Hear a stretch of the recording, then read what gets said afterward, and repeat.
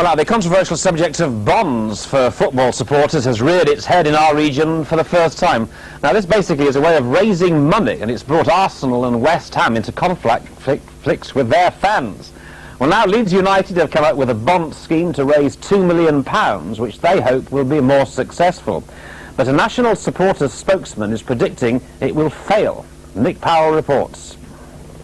It's the aftermath of the Hillsborough disaster which lies at the bottom of all this.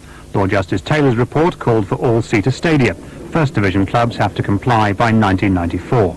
Leeds need £2 million from the supporters to help raise £5.5 million to pay for a new East Stand.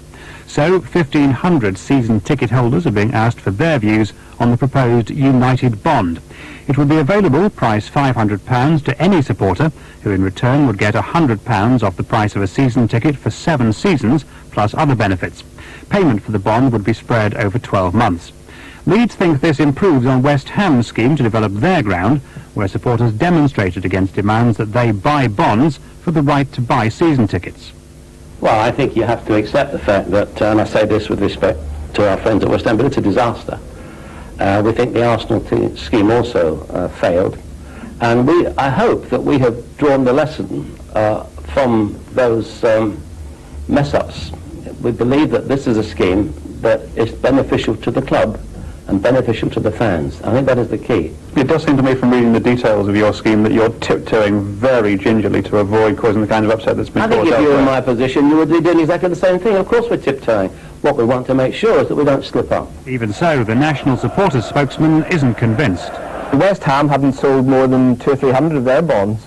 The bad publicity for that, I think, will ensure that Leeds will probably sell hardly any more than that. From fans at Ellen Road today, mixed views. It's a lot of money to fork out, just for one season, but if it's going to save £100 every season, then I'd be prepared to save the money upon that. For your average Joe, I think it stinks.